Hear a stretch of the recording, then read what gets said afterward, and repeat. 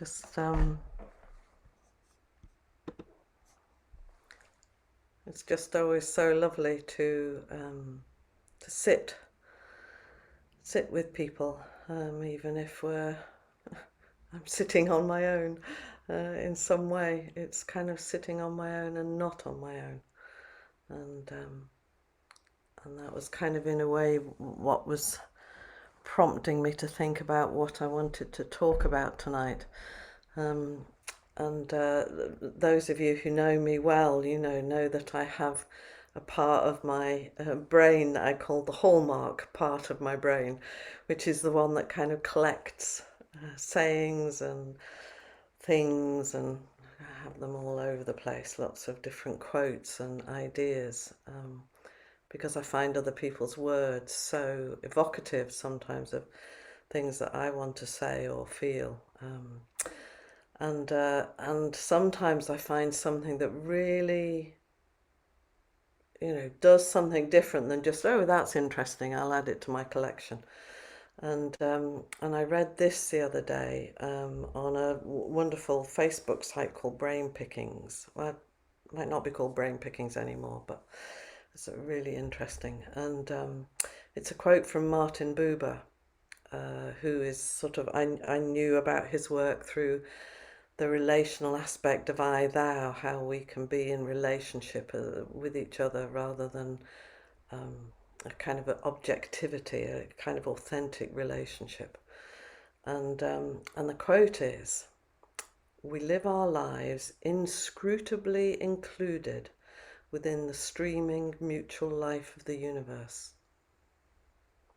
We live our lives inscrutably included within the streaming mutual life of the universe. Inscrutably means that we can't know, we can never know how we are part of the streaming mutual life of the universe, only that we are. And this idea of mystery is something that Flint's been talking about quite a lot. And I've had a long time addiction to knowing, which I think is what's so beautifully fed my hallmark brain. Is maybe I can know enough quotes, but it's like the shift from thinking I could know to realizing I'm going to know a tiny fraction, and I can't ever know everything, and I can't ever know the consequences of my life. And I was thinking about my grandmother and your grandmother, who could have had no idea that the egg she carried in her body that was you. Your grandmother carried you, and may not have lived to see you, and certainly may not have lived to see how much of your life that activity in her body would flow out and flow into the universe, and how it would unfold, just how her life would unfold in this amazing streaming mutual life of the universe. And just as you and I have literally no idea, however much we like to think we do, of the ripples, of all the ripples that our lives will lead in our own little brief sojourns as in this stream. And that seems to me like there's this really deep mystery. And that mystery relates to this, for me then, segues into the ideas around meaningless and, well, meaning and the point. And then I'm reminded of one of my favourite bits of Blackadder, which is a favourite family programme, where Edmund says to Queenie, "Life without you is like a broken pencil." And she says, "Explain." And he says, "Pointless." So I'm really kind of interested in how do we live our lives not as broken pencils, not as something that's pointless. And in the course of my work over many years, and in the course of my conversations with friends and loved ones, I've had many interesting and often painful and despairing conversations with people about meaning and the point of it all. And of course, more to the point, meaninglessness shortness and the pointlessness of our brief unfolding lives. And I've been really struck by how asking about meaning and point seems to be asking a question that somehow implies an answer.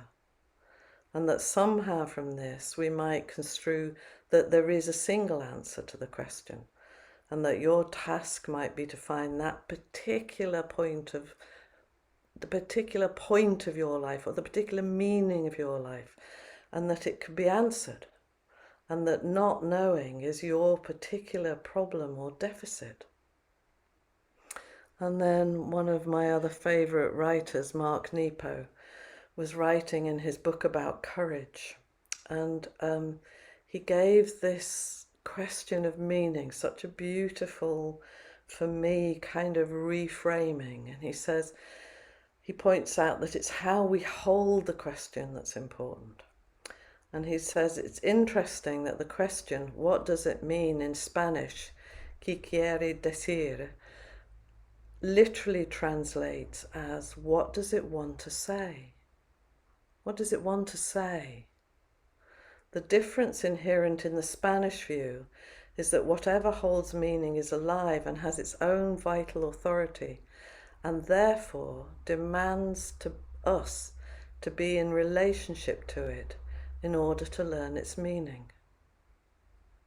Whatever holds meaning is alive and has its own vital authority and demands for us to be in a relationship with it in order to learn its meaning.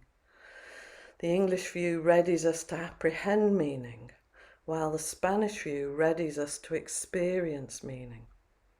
The Spanish view tells us that meaning can only be revealed by listening to the life waiting in the voice of everything, and only by staying in relationship to that living voice will we experience meaning in our days. That meaning only unfolds in relationship. And I thought about Rilke's beautiful Learning to Love the Question, where he says, be patient towards all that is unresolved in your heart, and to try to love the questions themselves like locked rooms, like books written in a foreign tongue. Do not strive now to uncover answers. They cannot be given to you because you have not been able to live them. And what matters is to live everything. Live the questions for now. So again, he's kind of talking about having a relationship with the question, with the idea of meaning or point, that it isn't a static thing out there, it's a lived relationship with the universe. And the famous koan that we'll know, when Master Zizang was asked the visiting philosopher Fayen, where are you going now? And Fayen said, I'm resuming my pilgrimage.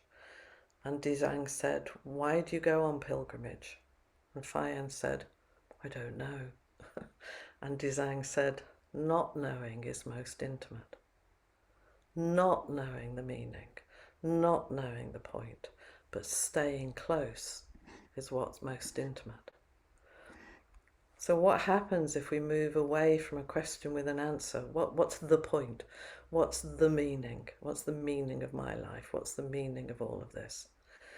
To what does life want to say to me right now? How can I listen deeply, not for the answer, but for my part in the dialogue, an ongoing conversation with life? And then I'm reminded of a quote about enlightenment, that there is no such state, rather an ongoing, appropriate response. But how the heck do I arrive at an appropriate response? How do I know what that might be? And if I haven't heard really deeply what I'm responding to. And one example that's always stuck in my mind, and I know some of you will have heard me say before, but it was such a profound experience for me, was I was sitting listening to a practice counselling session with an older woman, someone who I would characterise as very formal, very a kind of unreconstructed older woman who hadn't really engaged much with the 60s and feminism and all of that. It was lovely. but she was listening to a fellow student who was a big, burly, stocky male prison officer. And I was listening into their practice conversation, their practice counselling session. And I heard him say 12 times in the course of a 20-minute conversation, I don't know. I don't know what to do. And the woman didn't respond once, not once, to this, to what he was saying about not knowing.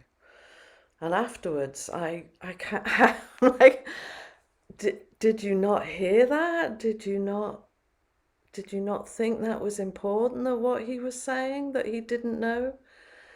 And she said she hadn't really believed it because he was male and a prison officer and someone with authority. And she couldn't hear his kind of desperate cry for help, his vulnerability, because of how she saw him. And that really touched me, because I thought, how often has life been saying something to us that we can't hear, that goes against what we believe to be true, so that we hold really tightly onto our own truth. The world can't be saying that to me. And often it's saying how wonderful and beautiful and amazing and special we are in our lives, and we don't hear it.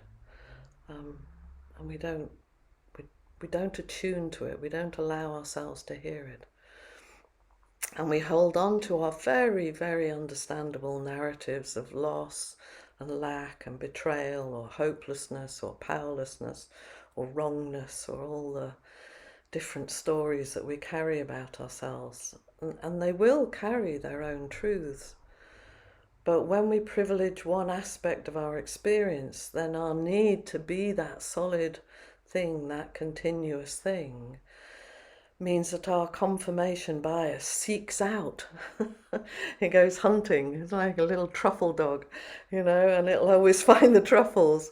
It goes hunting for what confirms what we think about ourselves and the world.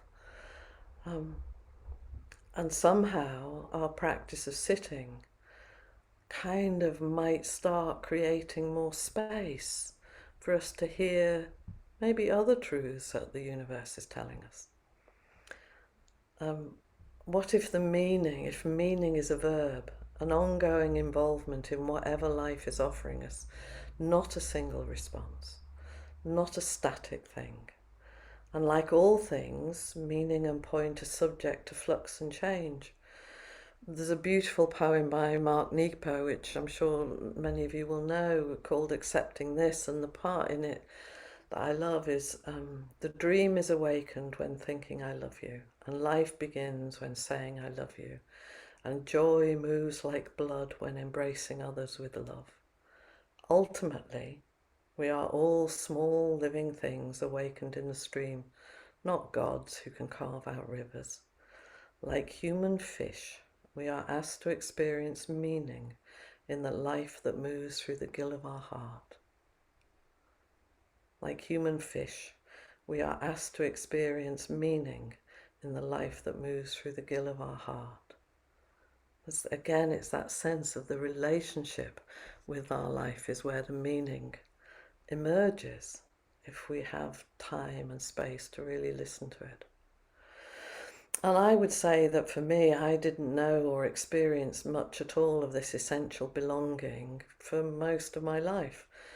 Much of my lived experience was of being separate from the streaming mutual life of the universe. And I think I've probably been rather rude about that in the past. I've certainly thrown a hissy fit or two about it, because it felt like a particular doorway that I was missing. And then as I was thinking about this talk, I remembered my very first counselling client. And he was a pastor on the counselling course that we were both students on. Of course, that wouldn't be allowed now, but 30 years ago, lots of things were different. And he was a lovely man, but his image of himself. So he was a religious, spiritual person, who was adrift. Um, and his image of himself was that he was on a small dinghy bobbing behind in the wake of a large, luxurious cruise ship. And there were people standing on the rail, there was a party, there was drinks, there was, life was happening on the cruise ship. And he was waiting to be pulled in. He thought that it was the job of the people on the ship to pull him in and help him up to where everyone else was. And he was so angry that he wasn't being invited on board. And he also rather clung and was exultant in his specialness. The Groucho Marx thing, the position of, I don't want to belong to any club that'd have me. um, and I was baffled by his stuckness and his sense of separation and of waiting to be invited. And for years, I wondered why he'd chosen to work with me. And then some years later, I realised he recognised that outsider in me, as someone who also felt like they weren't really on the cruise ship. I probably did a lot better job than him of looking like I was on the cruise ship. But certainly my felt sense was not being on board. And that was a felt sense that felt real. Tara Brach says real but not true. And I think, for me, a lot of my sitting practice has been opening to the experience of being in this vast flow, the stream of life. And Flint talked about his mentor, John Gladfelter's response to a client that he refused to believe in the client's narrative of damage. And I feel that I've been incredibly fortunate to be around people who've refused to believe in my delusional separateness, and haven't invited me on board, but have helped me recognise I probably am on board, which has been a really interesting place to come to. There's a beautiful vow written by Torri Zanji, which is in the Appamada chant book, and we've sometimes chanted on retreats. And he says, when I, a student of the way, look at the real form of the universe, all is the never-failing manifestation of the mysterious truth of the awakened life, in any event, in any moment, and in any place. So I get really interested in what shifts inside of us if we could begin to experience meaning as the never-failing manifestation of the mysterious truth of the awakened life. What if meaning is the never-failing manifestation of the mysterious truth of the awakened life? And it is inscrutable. It is a mystery, and one that no one is Sherlock enough to puzzle out. Not in its fullness and not in its entirety. Dogen said that in his point of Zazen, which amused me, because he's talking about the point, and the point is there isn't really one, other than a wholehearted living into the mystery. But he says, realization, neither general nor particular, is effort without desire. Clear water all the way to the bottom. A fish swims like a fish. Vast sky, transparent throughout, a bird flies like a bird. And I wondered what would happen for us if we added a Josh walks like a Josh, Maria talks like a Maria, Jan works like a Jan, Sue cooks like a Sue. What happens if we were just that activity moving through the universe, just like a bird does, or a fish swimming in the sea of our own experience? So what if the point is to be most fully ourselves in relationship to life? And a quote that I've got, which I can't find the source of, is called, Zen practice is about intimacy, not about separateness of self and others. Whoever you interact with, whatever the situation calls for, be there fully. This is not intimacy in the sense that you hug everyone you see. This is the intimacy of not one, not two. And John Muir, the naturalist, said that when we try to pick anything out by itself, we find it hitched to everything else in the universe. And there's something about that kind of idea of like, you just pick at one little bit and you find it hitched to everything else in the universe. And some of you who've done Hakomi, and one of the things that's profound often in a Hakomi experiment is you do this one little activity and you find it hitched to everything else in your universe. It's like you can't just pick out this little separate thing. We can't isolate from that, in the universe. And I remember Flint saying, as a response to someone in inquiry who asked, why has this happened? And he said, as a result of everything that came before. We're hitched to everything else in the universe. We are invited by life to engage wholeheartedly in the ineffable, inscrutable mystery, and to do that from our Buddha nature, which was and is never separate. Not to get caught, as Tara Brach says, in our trance of unworthiness, and to humbly enter the stream that we can't not be part of. So there's a poem that, again, most of you, I imagine, will know, come across, but it was the last lines in this poem that have always kind of had that sort of bell-like resonance in me. For whoever you are, no matter how lonely, the world offers itself to your imagination, calls to you like the wild geese, harsh and exciting, over and over, announcing your place in the family of things. Over and over, announcing your place in the family of things. Whether you like it or not, you're included. And then I wrote this as a kind of response to that experience. It's called How Do You Know That Life Loves You? How do you know that life loves you? Listen, the birds do not exclude you from their encouraging song. The petalled faces of the flowers do not turn away in despair as you walk by. The clouds do not part around you, exposing you to the cold, bleak blackness of space. The earth does not fall away from your particular feet and plunge you into the searing magma at its heart. Did you notice that? Did you notice that the air does not curve away from only your nostrils, or the falling rain clear a path from your shoulders? Life touches us all, holding, upholding, and not holding anything back. And then, as the seasons and tides turn, generously, unflinchingly, life always shows us the way towards death. All are included. Whether or not we know it, whether or not we experience it, whether or not we agree with it, we are inevitably and inscrutably an integral part of the flux of life. Thank you.